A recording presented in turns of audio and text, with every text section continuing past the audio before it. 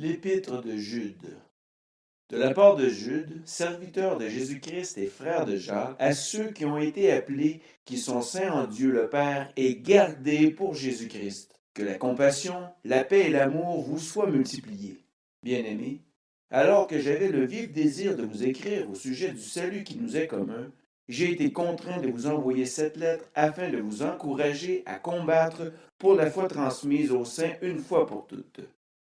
Et s'est en effet glissé parmi vous certains hommes dont la condamnation est écrite depuis longtemps. Ces impies transforment la grâce de notre Dieu en débauche et renient Dieu, le seul Maître et notre Seigneur Jésus-Christ. Je veux vous rappeler, à vous qui le savez bien, que le Seigneur, après avoir sauvé le peuple en le faisant sortir d'Égypte, a fait ensuite mourir ceux qui s'étaient montrés incrédules. Quant aux anges qui n'ont pas conservé leur rang, mais ont abandonné leur demeure propre et les a enchaînés éternellement dans les ténèbres pour le jugement du grand jour. De même, Sodome et Gomorrhe et les villes voisines, qui se sont livrés comme eux à l'immoralité sexuelle et à des relations contre nature, sont donnés en exemple et subissent la peine d'un feu éternel.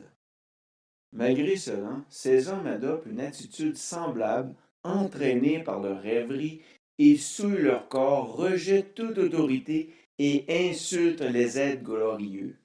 Or, lorsqu'ils discutaient avec le diable et lui disputaient le corps de Moïse, l'archange Michel n'a pas osé porter de jugement insultant contre lui, mais a dit que le Seigneur te punisse. Eux, par contre, parlent d'une manière insultante de ce qu'ils ne connaissent pas et se détruisent par tout ce qu'ils savent d'instinct comme des bêtes sans raison. Malheur à eux, car ils ont suivi la voie de Caïn, ils se sont jetés pour un salaire dans l'égarement de Balaam, ils se sont perdus en se révoltant comme Corée. Ce sont des écueils dans vos agapes, où ils festoient sans scrupule et ne prennent soin que d'eux-mêmes. Ce sont des nuages sans eau emportés par les vents, des arbres d'automne sans fruits, deux fois morts, déracinés, des vagues furieuses de la mer qui rejettent l'écume de leur impureté, des astres errants auxquels l'obscurité des ténèbres est réservée pour l'éternité. C'est aussi pour eux qu'Enoch, le septième depuis Adam, a prophétisé en ces termes. Voici que le Seigneur est venu avec ses saintes troupes pour exercer un jugement contre tous et pour faire rendre compte à tous les impies qui sont parmi eux de tous les actes d'impiété qu'ils ont commis et de toutes les paroles dures qu'en pécheurs impies ils ont proférées contre lui.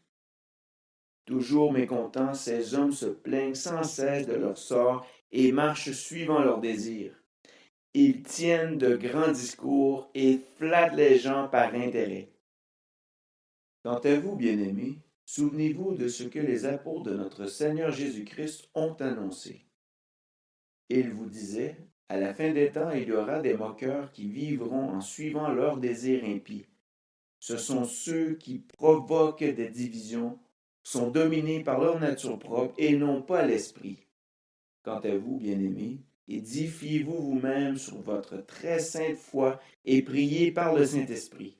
Maintenez-vous dans l'amour de Dieu en attendant le jour où la compassion de notre Seigneur Jésus-Christ sera manifestée pour la vie éternelle.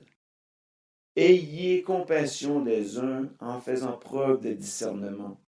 Quant aux autres, sauvez-les avec crainte en les arrachant au feu, en détestant jusqu'aux vêtements souillés par leur contact. Est celui qui peut vous garder de toute chute et vous faire paraître devant sa gloire irréprochable et dans l'allégresse, oui, à Dieu seul sage, qui nous a sauvés par Jésus-Christ notre Seigneur, appartiennent gloire, majesté, force et puissance, avant tous les temps, maintenant et pour l'éternité. Amen.